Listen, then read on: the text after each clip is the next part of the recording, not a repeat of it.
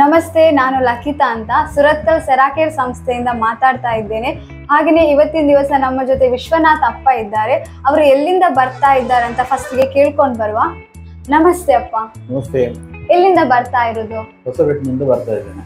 Okay, ನಿಮ್ಗೆ ಸೆರಾಕೇರ್ಗೆ ಬರುವಕ್ಕಿಂತ ಮುಂಚೆ ಏನೆಲ್ಲ ಪ್ರಾಬ್ಲಮ್ಸ್ ಇತ್ತು? BP ಇತ್ತು, ಮತ್ತೆ ಸೊಂಟದಿಂದ ಸ್ವಲ್ಪ ಕೆಳಗೆ ಅಷ್ಟು ಒಂದು ಸ್ಟ್ರೆಂತ್ ಇರಲಿಲ್ಲ. ಸ್ವಲ್ಪ ಒಂದು ನರದ ಸ್ವಲ್ಪ ವೀಕ್ನೆಸ್ ನನಗೆ ಅದು ಇತ್ತು. ಅದೊಂದು 2 ಮತ್ತೆ ಸ್ವಲ್ಪ ಹೊಟ್ಟೆ ಅದೇ ಕಮ್ಮಿ ಆಗಬೇಕಿತ್ತು. ಇದು ಎಷ್ಟೋ ವರ್ಷದಿಂದ ಅದು ಕಮ್ಮಿ ಆಗಲಿಲ್ಲ. ಅದನ್ನು ಕಮ್ಮಿ ಮಾಡಬೇಕಂತ ಇತ್ತು. ಓಕೆ, ನೀವು ಇಷ್ಟು ಪ್ರಾಬ್ಲಮ್ಸ್ ಹೇಳಿದ್ರಿ, ಇದಕ್ಕೆ ಟ್ಯಾಬ್ಲೆಟ್ ಏನಾದರೂ ಮಾಡಿದ್ರಾ? ನಾನು ಟ್ಯಾಬ್ಲೆಟ್ಸ್ ಅಂತ ತಗೊಳ್ತಾ ಇದ್ದದ್ದು ಇದು BP-ಗೆ Aten50 ಅಂತ, ಮತ್ತೆ ಒಂದು ಜೈರೋಲಿಕ್ ಅಂತ ಒಂದು ಟ್ಯಾಬ್ಲೆಟ್ಸ್ ಇದೆ, ಅದು ಯೂರಿಕ್ ಆ್ಯಸಿಡ್ಗೆ, ಅದು ಮಾತ್ರ ಅಷ್ಟೇ ತಗೊಳ್ತೇವೆ. ಹಾಗೆ ಈಗ ನೀವು ಸೆರಾಕೇರ್ಗೆ ಬರ್ತಾ ಇದ್ದೀರಿ, ಎಷ್ಟು ದಿವಸದಿಂದ ಬರ್ತಾ ಇದ್ದೀರಾ? ಸಾಧಾರಣ 35 ಡೇಸ್ನಿಂದ ಬರ್ತಾ ಇದ್ದೀವಿ. 35 ದಿವಸದಿಂದ ಬರ್ತಾ ಇದ್ದೀರಿ. ಸಾಧಾರಣ 1 ಮಂತ್ ಜಾಸ್ತಿ ಆಗ್ತಾ ಬಂತು. ನಿಮ್ಗೆ ಏನೆಲ್ಲ ಇಂಪ್ರೂವ್ಮೆಂಟ್ ಆಯ್ತು ನಮ್ಮ ಸೆರಾಕೇರ್ಗೆ ಬಂದು? ಈವನ್ ಮ್ಯಾನ್ಯೂಟ್ ಪಾಯಿಂಟ್ ಕೂಡ ಒಂದು ಸೂಕ್ಷ್ಮವಾಗಿ ಪ್ರತಿಯೊಂದನ್ನು ನಾವು ಸೂಕ್ಷ್ಮವಾಗಿ ನೋಡಿದರೆ ತುಂಬ ಇಂಪ್ರೂವ್ಮೆಂಟ್ಸ್ ಇದೆ. ಇಲ್ಲಿ ನಮ್ಮ ಸಹೋದರಿಯರ ಹತ್ರ ಹೇಳಿದರೆ ಜಸ್ಟ್ ನಾನೊಂದು BP ಒಂದು ಚೆಕ್ ಮಾಡಿ ಅಂತ. ಆ BP ಅದು ನನಗೆ ಕಾಣ್ತಾ ಇತ್ತು. ಯಾಕಂತಂದರೆ ನನ್ನ BP ಕಮ್ಮಿ ಆಗಿರ್ಬೋದು ಅಂತ. ನಾನು ನ್ಯೂ ಮ್ಯಾಗ್ಲಿಪೋರ್ಟ್ ಟ್ರಸ್ಟ್ ಹಾಸ್ಪಿಟ್ಲಿಗೆ ಹೋದಾಗ ಅವರು ಹೇಳಿದರು, ಅದನ್ನು ಹಾಗೆ ಒಮ್ಮೆಲೆ ಕಮ್ಮಿ ಮಾಡಲಿಕ್ಕೆ ಆಗೋದಿಲ್ಲ, ಹಾಗೆ ಹೇಗೆ ನೀವು ಅದನ್ನು ತಗೊಳ್ಳಿ ಅಂತ ಹೇಳ್ತಾ ಇದ್ರು. ಅಂದರೆ ಈಗ ನಾನು ವಾಕಿಂಗ್ ಒಂದು 3 ಕಿಲೋಮೀಟರ್ಸ್ ವಾಕಿಂಗ್ ಡೈಲಿ ಹೋಗ್ತಾ ಇದ್ದೆ. ಆದ ಕಾರಣ ನನಗೊಂದು ಕಾನ್ಫಿಡೆನ್ಸ್ ಇತ್ತು BP ಟ್ಯಾಬ್ಲೆಟ್ಸ್ ಬೇಡವಾ ಅಂತ. ಆದರೆ ಅವರು ಡಾಕ್ಟ್ರು ಬಿಡಲಿಲ್ಲ. ಮತ್ತು ಇಲ್ಲಿ ಬಂದಾಗ ಇಲ್ಲಿ ಹೇಗೋ BP ಚೆಕ್ ಮಾಡುವಂಥ ನಿಮ್ಮ ಹತ್ರ ಯೂನಿಟ್ ಇತ್ತು. ಆದ ಕಾರಣ ಅದರಿಂದ ಚೆಕ್ ಮಾಡುವಂತಾಯಿತು. ಹಾಗೆ ಕಂಟಿನ್ಯೂಸ್ ಚೆಕ್ ಮಾಡಿದ್ದಾನೆ. ಲಾಸ್ಟ್ ವೀಕ್ ಚೆಕ್ ಮಾಡಿದ್ದಾನೆ, ಮತ್ತು ಈ ವಾರ ಒಂದು ಕಂಟಿನ್ಯೂಸ್ 4 ಡೇಸ್ ಚೆಕ್ ಮಾಡಿದ್ದಾನೆ. ನಾರ್ಮಲ್ ಇದೆ. ಓಕೆ, ನಿಮ್ಗೆ ಖುಷಿ ಆಗ್ತದೆ ಈಗ ನಿಮ್ಮ BP ನಾರ್ಮಲ್ಗೆ ಬಂದಿದೆ ಅಂತ ಹೇಳುವಾಗ? 100% ಖುಷಿ ಆಗ್ತದೆ. ಇವಾಗ 87.5 kg ಇದ್ದೆ, ಈಗ ನಾನು ನೋಡುವಾಗ 85 ಇದೆ, 2.5 ಕಮ್ಮಿ ಆಗಿದೆ. ಓಕೆ, ಒಂದು 35 ದಿವಸದಲ್ಲಿ ನೀವು ಒಂದು 2.5 kg ಕಮ್ಮಿ ಆಗಿದ್ದೀರಿ. ಫ್ಯಾಂಟಾಸ್ಟಿಕ್ ಇಂಪ್ರೂವ್ಮೆಂಟ್ಸ್ ಅದು. ಮತ್ತೆ ಇನ್ನೊಂದು ಅಂತ ಹೇಳಿದ್ರೆ, ಈ ನರದ ದೌರ್ಬಲ್ಯ ಅಂತ ಹೇಳ್ತಾರೆ, ಅದು ಏನಾಗಿದೆ ಅಂತ ಹೇಳಿದ್ರೆ ಈಗ ಅದು ಸ್ವಲ್ಪ ಸ್ಟ್ರೆಂತ್ ಬಂದಾಗಿದೆ. ನಾನು ಮೊನ್ನೆತ್ತೀಚೆಗೆ ಒಂದು ಲ್ಯಾಡರ್ ಹತ್ತಿ ಒಂದು ಮನೆಯಲ್ಲಿ ಕೆಲಸ ಮಾಡುವಾಗ ಮೊದಲು ನನಗೆ ಅಷ್ಟೊಂದು ಕಾನ್ಫಿಡೆನ್ಸ್ ಇರಲಿಲ್ಲ, ಏನೋ ಒಂದು ಮಾಲುವ ಥರ ಒಂದು ಆಗ್ತಾ ಇತ್ತು. ಮೊನ್ನೆ ನಾನು ನೋಡಿದೆ, ಏನಿಲ್ಲ, ಕಾನ್ಫಿಡೆನ್ಸ್ ಕರೆಕ್ಟ್, ಏನಾಗದೆ ಸ್ಟ್ರೈಟ್ ಕರೆಕ್ಟ್. ನೀವು ವೆರಿಕೋಸ್ ವೈನ್ ಅಂತ ಹೇಳ್ತೀರಿ. ಈ ವೆರಿಕೋಸ್ ವೈನ್ ಅಂತ ಹೇಳುವಾಗ ಸ್ವಲ್ಪ ಏಜ್ ಆದವರಿಗೆ ವೆರಿಕೋಸ್ ವೈನ್ ಅಷ್ಟು ಸ್ಟ್ರಾಂಗ್ ಆಗಿ ಇಲ್ಲದರೂ ಕೂಡ ಈ ನರಗಳೆಲ್ಲ ಗ್ರೀನ್ ಕಲರ್ ಪಚ್ಚೆ ಇರ್ತದೆ. ಈ ಮ್ಯಾಟ್ ಥೆರಪಿಯಲ್ಲಿ ಅದು ಆ ಗ್ರೀನ್ ಮಾಯ ಆಗಿದೆ. ಯಾವಾಗಲೂ ಒಂದು ಪಾಸಿಟಿವ್ ಅಪ್ರೋಚ್, ನೆಗೆಟಿವ್ ಇಲ್ಲ. ಯಾವಾಗಲೂ ನಾವು ಸಕಾರಾತ್ಮಕವಾಗಿ ನೋಡಬೇಕು, ನಕಾರಾತ್ಮಕ ಅಲ್ಲ. ಆಗ್ತದೆ ಎಂಬ ಭಾವನೆ ಅದು ಎಷ್ಟು ಎಲ್ಲ ವಿಷಯದಲ್ಲಿ ಆಗಿದೆ. ಒಂದು ಡಾಕ್ಟರ್ ಒಂದು ಮೆಡಿಸಿನ್ ಕೊಟ್ಟರೆ ಈ ಡಾಕ್ಟರ್ ಹತ್ರ ನಾನು ತಗೊಂಡು ಅದು ಗುಣ ಆಗ್ತದೆ ಎಂಬ ಭಾವನೆ ಮಾತ್ರ ಇದ್ದರೆ ಗುಣ ಆಗುತ್ತೆ.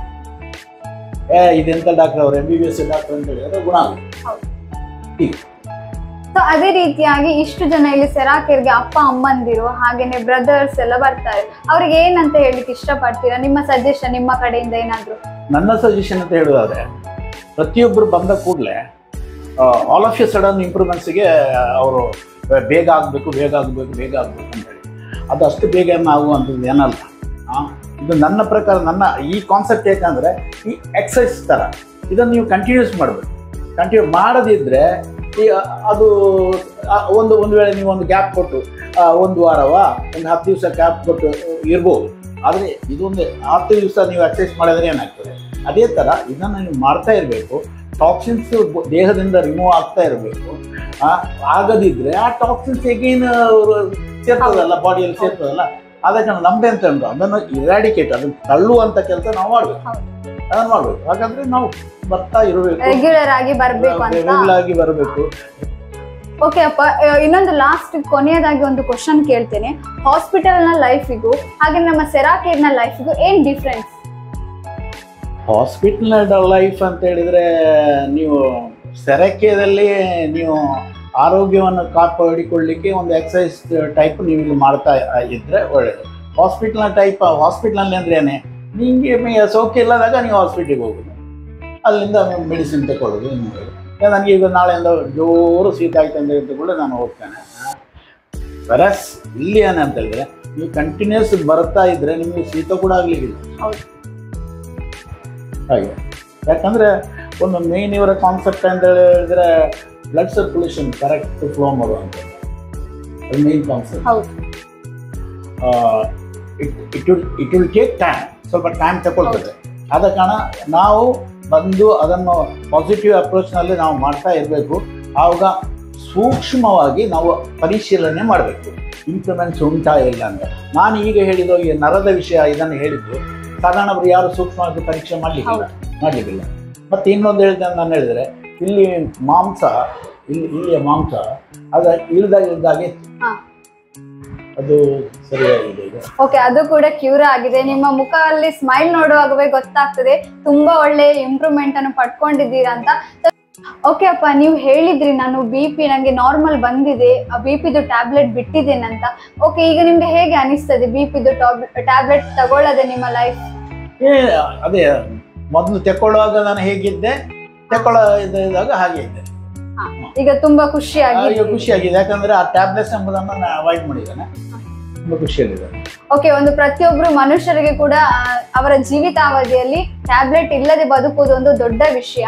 ಸೊ ಇವತ್ತಿನ ದಿವಸ ನೀವು ಟ್ಯಾಬ್ಲೆಟ್ ಅನ್ನು ಬಿಟ್ಟು ಸೆರಾಕೇರ್ಗೆ ಬಂದು ಥೆರಪಿಯನ್ನು ಮಾಡಿ ಒಳ್ಳೆಯ ಇಂಪ್ರೂವ್ಮೆಂಟ್ ಅನ್ನು ಪಡ್ಕೊಂಡು ಮುಖದಲ್ಲಿ ಕೂಡ ತುಂಬಾ ಮಂದಹಾಸವನ್ನು ವ್ಯಕ್ತಪಡಿಸ್ತಾ ಇದ್ದೀರಿ.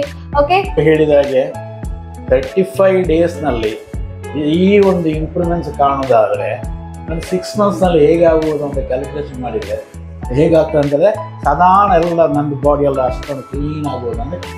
ಓಕೆ, ನೀವು ಹೇಳಿದ್ರಿ ಈಗ ನನಗೆ 35 ದಿವಸದಲ್ಲಿಯೇ ನಂಗೆ ಇಷ್ಟು ಒಳ್ಳೆ ಇಂಪ್ರೂವ್ಮೆಂಟ್ ಆಗಿದೆ ಅಂದ್ರೆ 6 ತಿಂಗಳನ್ನ ರೆಗ್ಯುಲರ್ ಆಗಿ ಬರುವಾಗ ನಾನು ಹೇಗೆ ಚೇಂಜಸ್ ಆಗ್ಬೋದು ಅಂತ ಒಂದು ಕ್ಯೂರಿಯಾಸಿಟಿ ಉಂಟು. ಸೊ ಖಂಡಿತವಾಗಿಯೂ ನಿಮ್ಮ ದೇಹದಲ್ಲಿ ಚೇಂಜಸ್ ಅನ್ನುವಂಥದ್ದು ಕಾಣ್ತೀರಾ. ಸೊ ನಂಬಿಕೆ ಇಟ್ಕೊಂಡು ಆ ಥೆರಪಿಗೆ ಬನ್ನಿ, ಕಂಟಿನ್ಯೂಸ್ ಆಗಿ ಥೆರಪಿಗೆ ಬನ್ನಿ. ಓಕೆನಾ? ಓಕೆ, ನೋಡಿದ್ರಲ್ವ ವೀಕ್ಷಕರೇ, ನಮ್ಮ ವಿಶ್ವನಾಥ್ ಅಪ್ಪ ಎಷ್ಟು ಒಳ್ಳೆಯ ಇಂಪ್ರೂವ್ಮೆಂಟ್ ಅನ್ನು ಪಡ್ಕೊಂಡಿದ್ದಾರೆ ಅಂತ. ನೀವು ಕೂಡ ನಿಮ್ಮ ಮನೆಯಲ್ಲಿ ಯಾರಿಗಾದ್ರೂ ಪ್ರಾಬ್ಲಮ್ಸ್ ಇದ್ರೆ ಸೆರಾಕೇರ್ ಸುರತ್ಕಲ್ಗೆ ವಿಸಿಟ್ ಕೊಡಿ. ಥ್ಯಾಂಕ್ ಯು ಸೋ ಮಚ್ ಅಪ್ಪ. Thank you.